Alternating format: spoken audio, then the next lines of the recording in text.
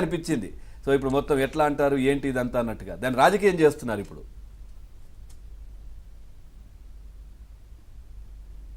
Sir Nagendra గారు, ముందుగా మీకు మీ ద్వారా ఏబిఎన్ వీక్షకులకు ప్యానెల్లో ఉన్నటువంటి సుబ్బారావు సారు మరియు మా వినాయకరావు సార్కు సోదరుడు క్రాంతి కిరణ్ గారికి, first of all I receive Kranti Kiran గారు, చిరంజీవి గారు అందరి వాడు, సౌమ్యుడు, తన వరకు వస్తే ఒక 10 మెట్లు దిగినాడు అన్నాడు. సార్ మేము గర్వంగా చెప్పుకునేది ఏంటంటే ఎమ్మెల్యేలు, ఎంపీలు, చైర్మన్లు, ముఖ్యమంత్రులు ప్రతి 18 సంవత్సరాలు ఓటు దిగిన ప్రతి ఒక్కరికి అర్హత ఉంది సార్ అవడానికి. కానీ మెగాస్టార్ అయింది ఆయనే సార్. అంటే కష్టపడి తన సొంత కష్టంతో స్వయం కృషితో ఎదిగిన వ్యక్తి. మాలాంటి వ్యక్తులం ఏ వేదిక మీదైనా చిరంజీవి గారి అభిమాని అని చెప్పుకోవడానికి నిజంగా గర్వపడతాం సార్. చిరంజీవి అభిమానులు అంటే సమాజ శ్రేయస్సుకు మూల స్తంభాలు అని. బట్ ఇక్కడ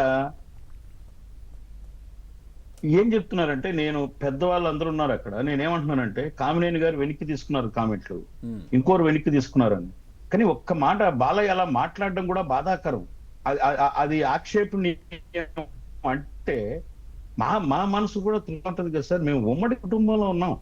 మేము తెలుగుదేశం పార్టీ, జనసేన, బీజేపీ అంటే తెలుగుదేశం కంటే ఎక్కువ స్పందించాం సార్ మేము. చంద్రబాబు నాయుడు గారు అరెస్ట్ విషయంలో కానీ ఎక్కడైనా సరే. ఈ రోజు ఒక్క నా స్టేషన్ లో నా మీద వైసీపీ గవర్నమెంట్ లో 33 అంటే ఏమంటారు దాన్ని 30 యాక్ట్లు, హౌస్ అరెస్ట్లు ఇన్ని చేశారు. మరి నేను అంటే ఎదిరించి పోరాడినాను వైసీపీ గవర్నమెంట్. దట్టు నేను కడప జిల్లా వాడిని. ఎంత ఫోర్స్ ఎదుర్కొని చేస్తే ఒక ఉమ్మడి కుటుంబం జరుగుతుంటే మాకు ఎవరు సార్? మాకు కూడా చంద్రబాబు నాయుడు గారే సార్ తండ్రిలాగా. ఒక విజన్ ఉన్న నాయకుడు ఆయనే కదా సార్. మరి వాళ్ళు చెప్పాలి. ఇప్పుడు నేను బాలకృష్ణ గారి గురించి ఎస్, మీరు బాలకృష్ణ గారు మాట్లాడినప్పుడు చిన్నపిల్లడు, అమాయకుడు అన్ని మేము స్వాగతిస్తాం సార్. బట్ అది ఎలా? ఇప్పుడు ఆయన ఫస్ట్ టైం వచ్చిన వాళ్ళు కాదు కదా. ఇప్పుడు నేను అనుకుంటుండా అతి అద్భుతంగా ప్రజెంట్ చేస్తున్నాడు క్రాంతి కిరణ్ గారు, నా సోదరుడు.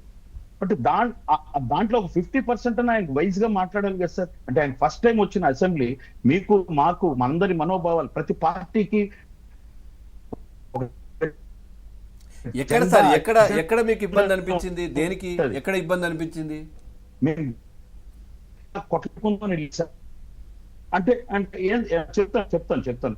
ఇప్పుడు ఫస్ట్ ఆఫ్ ఆల్ ఆయన స్పీకర్ని కానీ కామినేని గారు నేను మాట్లాడతానని అడగలేదు పర్మిషన్ లో. రెండోది చంద్రబాబు నాయుడు గారు ముఖ్యమంత్రిగా కానీ ఎవరైనా మాటకు అధ్యక్ష గౌరవం ఇస్తే మీరు చూడండి, బాలకృష్ణ మాట ఎక్కడ ఆయన లేసి అధ్యక్ష అనేది. ఆయన అంటే మన ఇంట్లో లాగా ఫ్రీగా మాట్లాడినాడు. ఓకే, అది తీసుకుంటాం.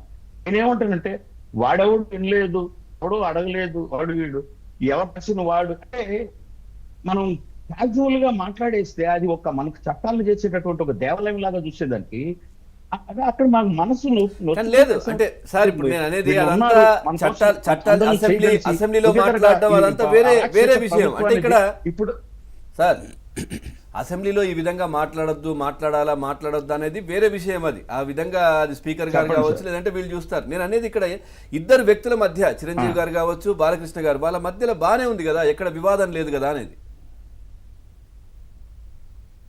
నేను అడుగుతాను. అసలు చిరంజీవి గారికి ఎందుకు మాట్లాడాలి సార్? చిరంజీవి గారు సభలో లేని వ్యక్తి.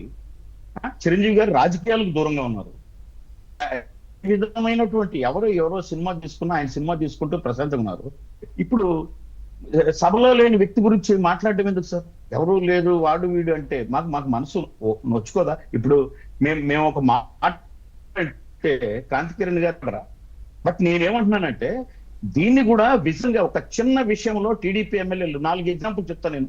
అత్యంత గౌరవంగా స్టెప్ తీసుకుని చంద్రబాబు నాయుడు గారు, ఇది తప్పు, మీరు మాట్లాడుతున్నారు, this is not correct way అని స్ట్రైట్ ఫార్వర్డ్ గా చెప్పారు. మాకు కూడా ఏమనిపించింది, శభాష్, అత్యద్భుతంగా అనిపించింది. మా మనసుకు బాధ సార్.